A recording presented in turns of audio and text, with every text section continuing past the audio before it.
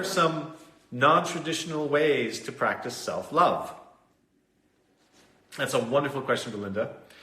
And it made me think of a few things that came to mind. I'm just going to suggest this, and everyone can make their, see if it resonates with them or not.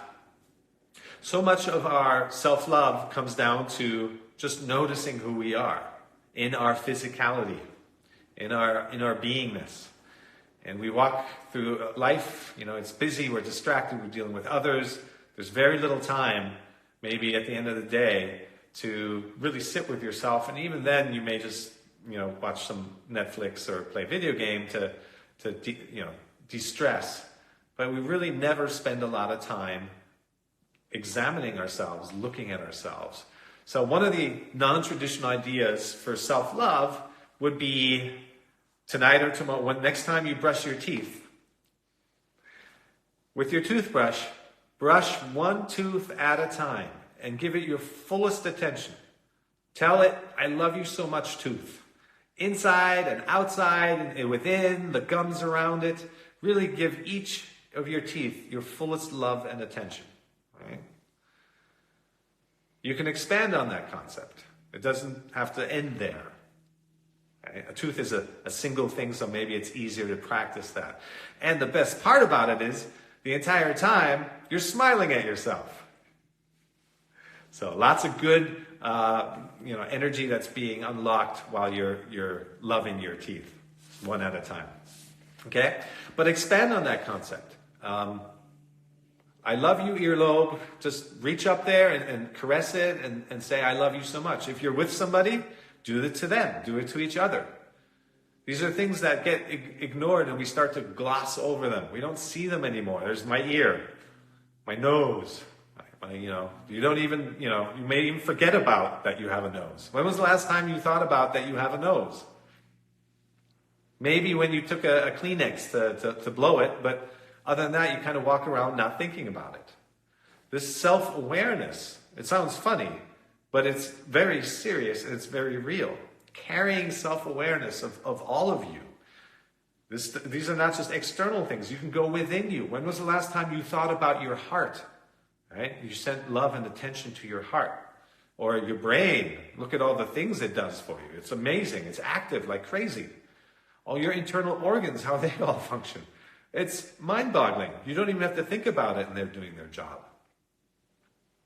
There's this ancient matter in you, in all of us. Right? That's gazillions of years old. And all these little particles come together to form you. It's amazing. Give them some love.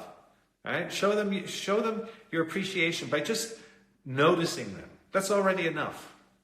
When you notice something, it comes to life. Right?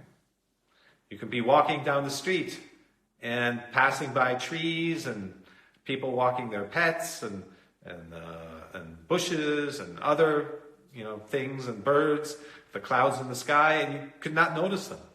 And your inner experience shrinks. Okay? Once you start noticing, and you don't have to go, oh, look, there's a cloud, you could be exuberant if you want, but just noticing it brings it back to life. And you start to feel yourself integrated. Oh, I live in this greater, bigger world in this space. And I'm not separate of it, I'm part of it. Right? The tree senses your presence as much as you sense its. And if you haven't walked in nature enough, then highly recommended that you do so, because that is not just made up. You start to feel that. And people who know me, I had a story a few years back. I woke up in horror, and I didn't know what was going on. And I looked out the window to my backyard, and the gardeners were trimming the oleanders. And I felt this scream and this pain and this anxiety and the horror of that.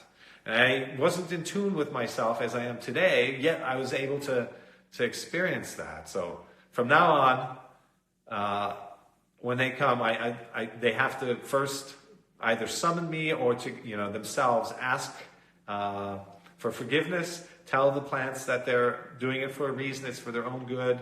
Sun will shine and make them stronger. And it makes all the difference in the world. It really does.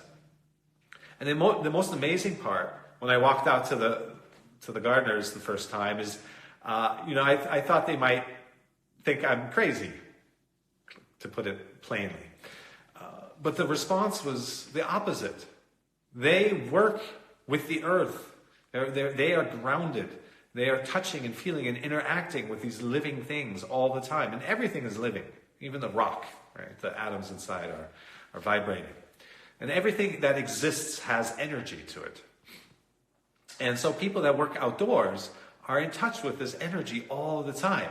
They loved the fact that I came to them and asked them to to speak to the plants and the things that they love, because they actually had been holding back on that. They do it for themselves in quiet. But now there was somebody who supported that, and they blossomed too, because this allowed them to feel seen. Right? So allow the cloud to feel seen. Allow the tree to feel seen. Allow the people in your life to feel seen. They come to life. It makes a big difference. Energy starts to flow. The more we become shielded and block that out and get lost in our little world of judgments, the more life starts to shrink, becomes black and white, and you lose your lust and you essentially burn out.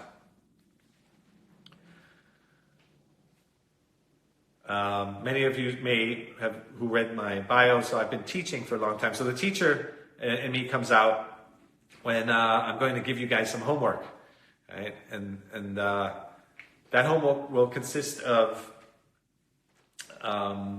essentially noticing something.